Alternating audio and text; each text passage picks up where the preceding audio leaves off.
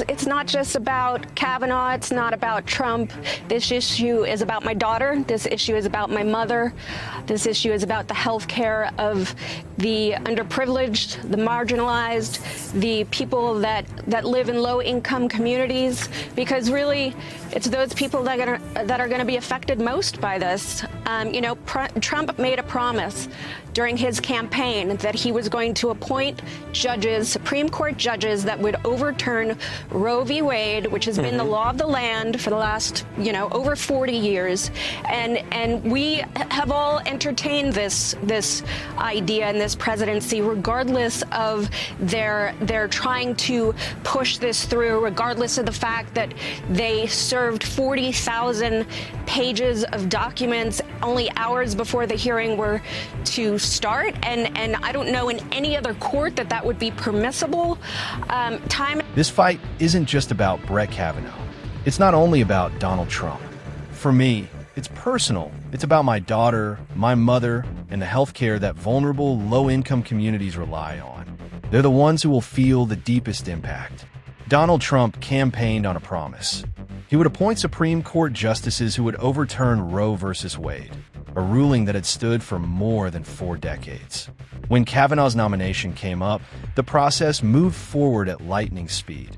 Even after Republicans dumped 40,000 pages of documents just hours before hearings began. Alyssa Milano, already known for her outspoken activism, became one of the loudest voices against both Kavanaugh's confirmation and the Trump administration's attacks on women's rights, civil liberties, and democratic norms. Her political engagement mixed emotional public rallies, viral social media moments, and sharp commentary, proof that celebrity involvement could supercharge grassroots resistance. By 2018, the Kavanaugh hearings had become a rallying point for feminist anger. Milano was at the forefront, using her platform to spotlight concerns about his record and the Republican decision to dismiss allegations of sexual assault. Dr. Christine Blasey Ford's testimony, describing Kavanaugh's alleged assault during high school, was a pivotal moment.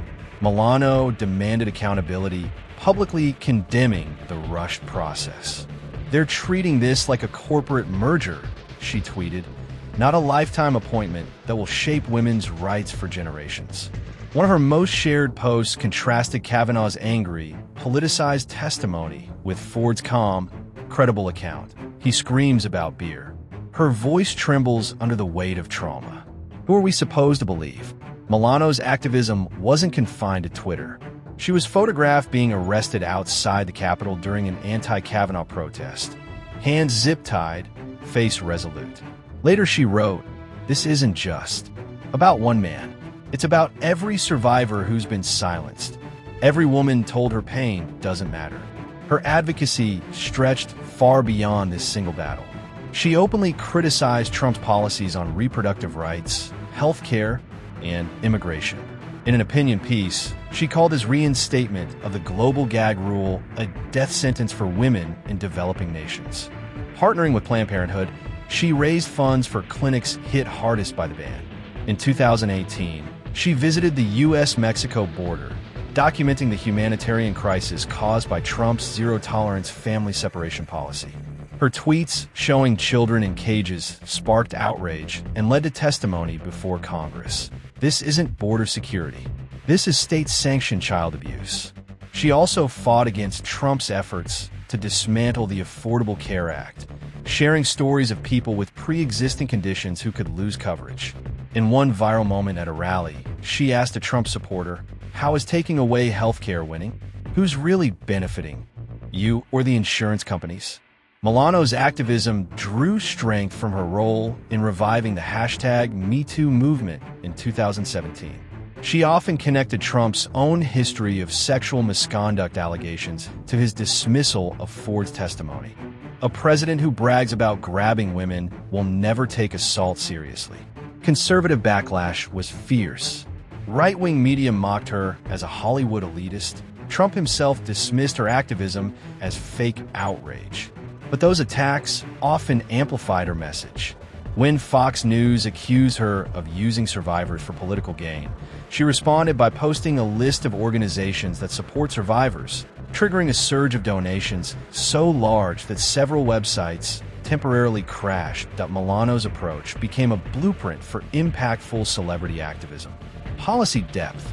She could explain complex issues without diluting urgency. Centering the affected, survivors, and marginalized voices stayed at the core of her message. Turning attacks into action, hostile responses became opportunities to raise funds and mobilize supporters. Even as Trump launched another presidential campaign and the Supreme Court overturned Roe v. Wade, Milano's warnings about Kavanaugh's confirmation proved hauntingly accurate. She continued campaigning for reproductive rights, judicial reform, and voter engagement. Her resistance was never about a single election or court seat. It was about proving that even the most powerful can be held accountable in a democracy. "It's hard for survivors to tell our stories," she said at one rally. "We know our words will trigger pain in others, but we cannot heal as women without turning our collective ache into collective power." From Me Too to nationwide protests, Alyssa Milano showed how celebrity, when wielded with conviction and strategy, can drive real change. She refused to let cruelty become normalized or corruption go unchallenged. "They thought this was the end," she said after Kavanaugh's confirmation. "But we're just getting started."